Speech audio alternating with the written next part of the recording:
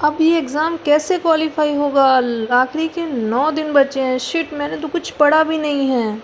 Oh no, अब मैं क्या करूँगी? तो आप लोग यही सोच रही होंगी कि अब 9 दिन बचे हैं, पेपर का फॉर्म भर दिया लेकिन पढ़ा कुछ नहीं है। तो वो लोग जो ये वीडियो देख रहे हैं और उनको लग रहा है कि उन्होंने अभी तक कुछ नहीं पढ़ा है, स्पेशली हाउसवाइफ्स, तो मैं पूरी कोशिश करूँगी कि मेरे इस वीडियो से आपका रिवीजन हो पाए और आपका नंबर अच्छे आ पाए यूपी टेट एग्ज़ाम में। तो आज मैं आपको बताऊंगी कि आज मैंने क्या पढ़ा है। आज मैंने पढ़ा है जीन पियाजे के बारे में। तो आप अगर सुन भी लेंगी तो भी आपको याद हो जाएगा। स्विट्ज़रलैंड के मनोवैज्ञानिक थे जीन पियाजे। कॉग्निटिव डेवलपमेंट थ्योरी के प्रवर्तक थे। इसे मेंटल डेवलपमेंट थ्योरी भी कहते हैं और इंटेलेक्चुअल डेवलपमेंट थ्योरी भी कहते हैं।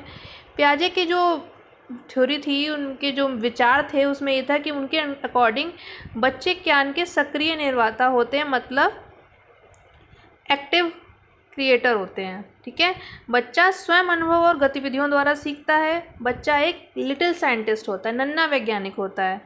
ठीक है, पियाजे के अकॉर्डिंग क्या होता है? बच्चा क्यूरियस होते हैं, एक्टिव होते हैं, एक्सप्लोरर होते हैं और एक्सपेरिमेंटर होते हैं, मतलब जिज्ञासु, सक्रिय, खोजकर्ता और प्रयोग करने वाले। ठीक है, पियाजे की किस विचारधारा से जुड़े हुए थे? पियाजे कंस्ट्रक्टिविज्म से जुड़े हुए थे, जिनके अकॉर्डिंग ज्ञान बनाया जाता है, दिया नहीं जाता। बच्चा स्वयं ज्ञान का निर्माण करता है, लर्निंग बाय डूइंग पर इन्होंने जोर दिया था। रेडिकल कंस्ट्रक्टिविस्ट थे ये। बच्चे के व्यक्तिगत अनुभव और स्वतंत्र सीखने के को महत्व देते थे। ठीक है, टीचर की भूमिका को इन्होंने बताया एज अ फैसिलिटेटर होते हैं टीचर।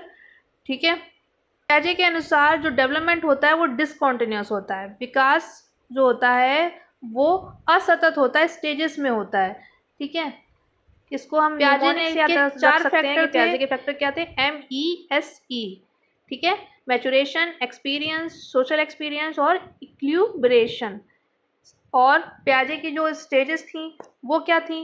पियाजे की स्टेजेस थी 4, वो भी 4 थी, लेकिन उनका निमोनिक्स याद रख सकते हैं, SPCF। S for sensory motor stage, P for pre operational stage, C for concrete operational stage और F for formal operational stage. अब सेंसरी मोटर स्टेज कौन से ईयर के लिए होती है? 0 से 2 ईयर्स के लिए। प्री ऑपरेशनल स्टेज क्या होती है? 2 से 7 ईयर्स के लिए। कॉन्क्रीट ऑपरेशनल स्टेज क्या होती है? 7 से 11 ईयर के लिए। ठीक है, और फॉर्मल ऑपरेशनल स्टेज होती है 11 ईयर से फिर आगे के एज के लिए। तो इसका निमोनिक्स याद रखेंगे, SPCF। ओके, पियाजे के अकॉर्डिंग कंस्ट्रक्टिविज्म क्या नहीं होता है?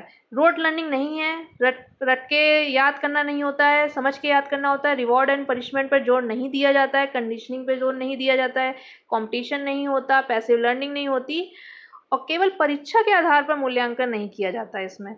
ठीक है, इसी तरह अगर पियाजे के बारे में हमने जो भी बताया मैंने, अगर आप उसको याद करना चाहेंगे तो बहुत ही सिंपल है। जीन पियाजे कॉग्निटिव डेवलपमेंट थ्योरी दी थी इन्होंने। इनके अकॉर्डिंग चाइल्ड एक एक्टिव बिल्डर होता है नॉलेज का, चाइल्ड एक लिटिल साइंटिस्ट होता है। पियाजे रेडिकल कंस्ट्रक्टिविस्ट थे। टीचर फैसिलिटेटर होता है। डेवलपमेंट डिसकॉन्टिन्यूस होता है। जेनेटिक एपिस्टेमोलॉजी पियाजे के द्वारा दिया गया था। पियाजे के थ्योरी में 4 फैक्टर्स होते हैं, MESE, 4 स्टेजेस होती हैं, SPCF। नॉलेज बच्चा कंस्ट्रक्ट करता है। ठीक है, यही पियाजे की थ्योरी थी जो कि बहुत इंपॉर्टेंट है आपके यूपी टेट एग्जाम के लिए।